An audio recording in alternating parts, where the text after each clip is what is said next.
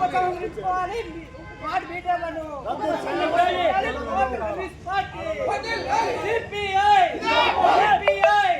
తగ్గించాలి, విద్యుత్ ఛార్జీలను తగ్గించాలి, పెంచిన విద్యుత్ ఛార్జీలను తగ్గించాలి, పెంచిన విద్యుత్ ఛార్జీలను భారత కమ్యూనిస్ట్ పార్టీ, భారత కమ్యూనిస్ట్ పార్టీ,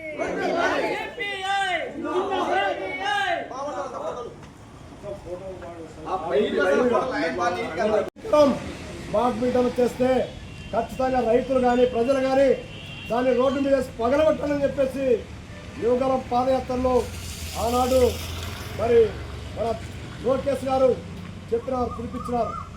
ఈరోజు అడుగుతా ఉన్నాం, మీరు ఆ పాదయాత్రలో ఏదైతే స్మార్ట్ మీటర్ను రోడ్డు మీద పగలగొట్టమన్నారు కదా, ఈరోజు మీరు ఇచ్చిన పిలుపు అందుకనే మీరు మినిస్టర్గా ఉన్నారు, ఈరోజు ముఖ్యమంత్రిగా మీ నాన్ననే ఉన్నాడు.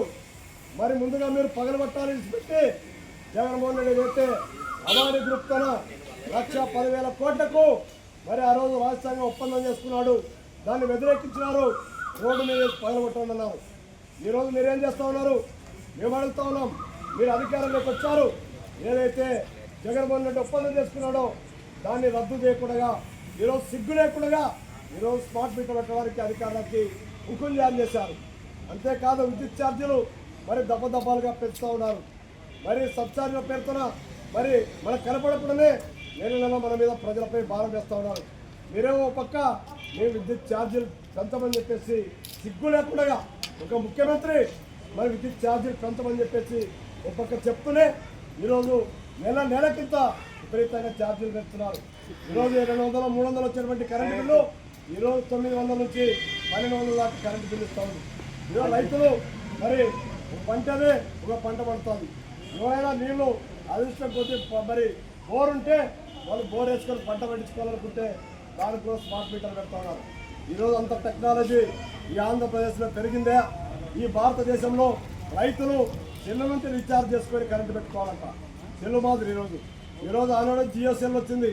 ఈరోజు అదే అదాని గ్రూప్ సంబంధించినటువంటి అదే కార్పొరేట్లు ఈరోజు రైతులు పొట్టగట్టడం కోసం రైతు వ్యవసాయాన్ని కూడా పూర్తిగా నాశనం చేసేందుకోసం ఓ పక్కన కేంద్ర ప్రభుత్వం రైతాంగాన్ని కూడా వ్యవసాయాన్ని కూడా ఈరోజు ప్రైవేటీకరణ చేసి రైతులకు భూమి హక్కు లేకుండా రైతులకు ఎలాంటి ఏ పంట పండించాలో ఏ విధంగా వ్యవసాయం చేయాలో ఏ మందులు కొట్టాలో వాళ్ళకి హక్కు లేకుండా ఓ పక్క కేంద్ర ప్రభుత్వం నల్ల చట్టాలు చేస్తూ ఉంది. ఓ పక్క మీరేమో విద్యుత్ ఛార్జీలు స్మార్ట్ మీటర్ల పేరుతో రైతులు అంచవేస్తూ ఉన్నారు. ఇది ఏమాత్రం సరికాదు.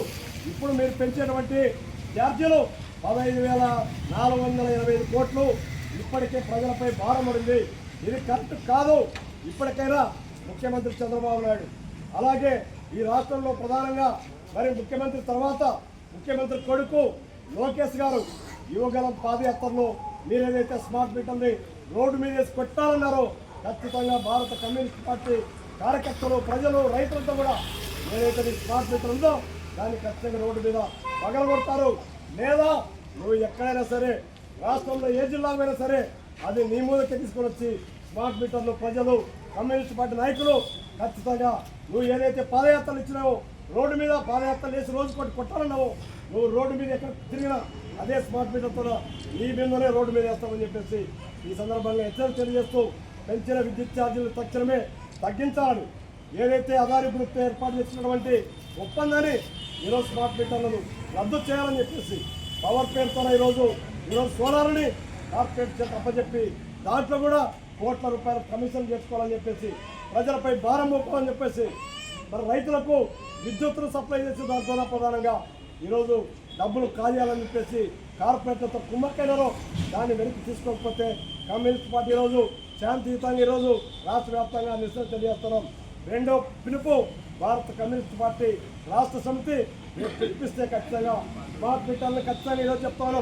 స్మార్ట్ మీటర్లు ఎక్కడ ఏర్పాటు చేసినా కమ్యూనిస్ట్ పార్టీ నాయకులు కార్యకర్తలు రోడ్డు మీద ఖచ్చితంగా పలగొడతారని చెప్పి స్వరంగా హెచ్చరిక తెలియజేస్తూ రేపు రాబోయే రోజుల్లో కమ్యూనిస్ట్ పార్టీ అలాగే ప్రజలను కూడగట్టుకొని ఈ రాష్ట్ర ప్రభుత్వం ప్రజలపై భారం మోపుతున్న భారం తగ్గించేందుకోసం కార్పొరేట్ల మీద కుమ్మక్కై లక్షల కోట్ల రూపాయలు ఈరోజు ప్రజాధనాన్ని లూటీ చేస్తున్న దాన్ని వ్యతిరేకంగా పోరాటం చేస్తామని చెప్పి స్వరంగా హెచ్చరిక తెలియజేస్తూ ఇక్కడ మాట్లాడడానికి అవకాశం కల్పించిన అందరికీ విప్లవం తెలియజేసి ముగిస్తున్నా.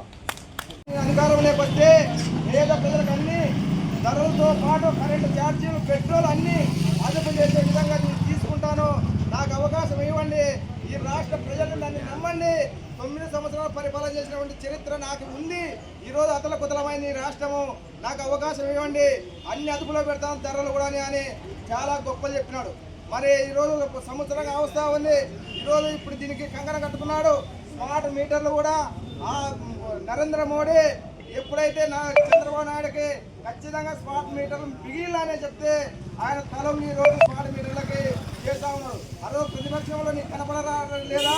ఆ రోజు వ్యతిరేకించినావు కదా.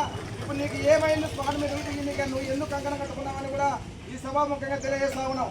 ఈరోజు నరేంద్ర మోడీ ఈ స్మార్ట్ మీటర్లు కాదు, రేపు మంచినీటి సమస్య కూడా ఈ రకంగా బిగించే విధంగా ఉంది. ఈరోజు కరెంటు చాలా మంది బీద సాధలు బతికే వాళ్ళు ఈరోజు ఒక్క రోజు లేకుండా ఏదో ఫైన్ ద్వారా కూడా కట్టుకునే పరిస్థితి ఉండేది. ఇప్పుడు ఈ స్మార్ట్ మీటర్ల ద్వారా కరెంటు మీటర్లు ఎప్పుడైతే డబ్బులు అయిపోతే ఆ ఇల్లు చీకటి మాయమే. మనం విచారణ ఎట్లయితే డబ్బులు చేసుకుంటే చెల్లు మూగుతారు, ఆ రకంగా కూడా కరెంట్ అట్లా వెలుగుతుంది.